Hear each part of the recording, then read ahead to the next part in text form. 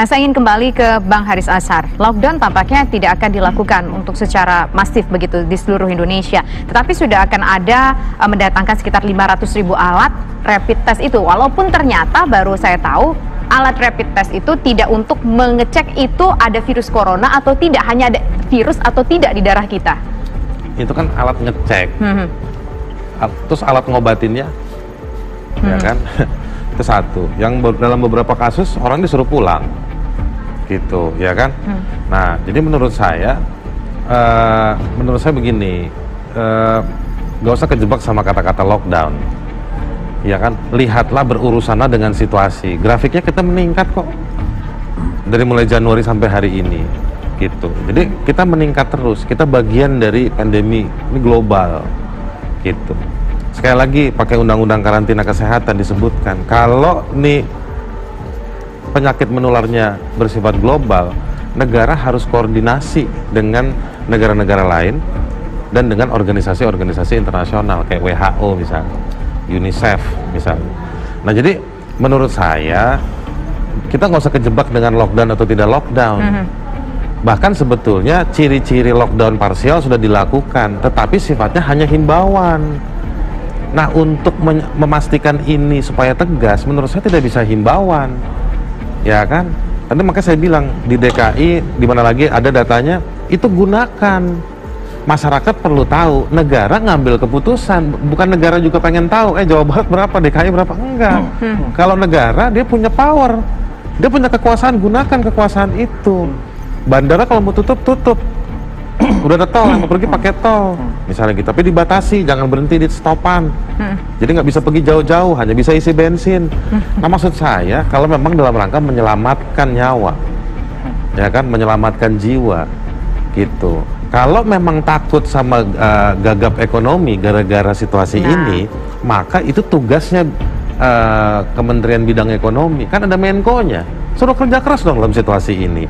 Bagaimana menjamin orang yang nggak kerja tetap digaji, ya kan? Bagaimana menjamin orang yang misalnya berhutang pada bank, lembaga kredit dibebaskan karena situasi ini, ya kan?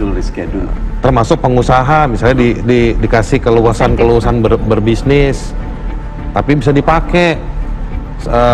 Klub sepak bola kayak Chelsea aja fasilitasnya udah dimobilisir untuk penggunaan pengobatan atau pemulihan. Nah, maksud saya tugas negara itu. Jangan nanti minggu depan angkanya udah 2.000, mudah-mudahan enggak, mari kita berharap dan berdoa. Tapi nanti berubah lagi kebijakan negara. Kenapa negara tidak memotret kebijakan? Misalnya negara udah bilang, negara mana yang patut kita potret kebijakannya untuk menangani corona kalau menurut saya? Nggak mau Haris segampang itu langsung bilang negara mana. Kayak kita ini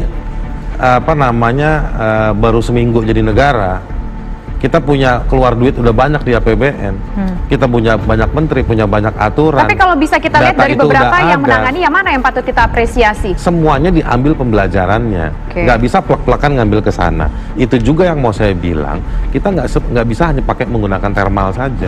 Ada orang yang sakit, badannya baik-baik, pemain LA Lakers misalnya, olahragawan, ya kan, pemain Juventus, semua mereka sehat-sehat aja. Idris Elba baik-baik aja, jadi masih bisa foto. Dia jadi carrier. Jadi maksud saya mau bilang, kita bikin berlapis-lapis, ya kan, komprehensif. Ada alat deteksinya, deteksi berlapisnya. Kalau orang nggak puas, dia disediakan fasilitas. Negara menyediakan tempat. Kalau misalnya mau di lockdown, mau menyendiri di rumah, ini panduannya, ya kan. Tapi negara juga memastikan bahwa daerah itu suplai sayur ada, ya kan. Informasi tetap jalan. Jadi semua mobilisir, ya kan, dimobilisir semuanya.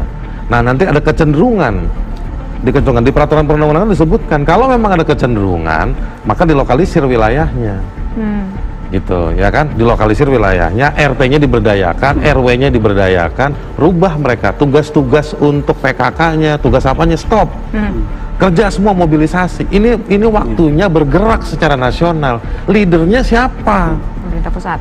Jangan cuma himbauan. Presiden. Pagi, siang, sore, malam. Oke, baik. Apalagi besok Jumat katanya nggak perlu ke masjid. Nggak perlu. Hari Minggu nggak perlu ke misa. Gunakan waktunya untuk mobilisir. Oke, baik. Nah, maksud saya itu ada kesempatan untuk negara menunjukkan bahwa dia adalah negara.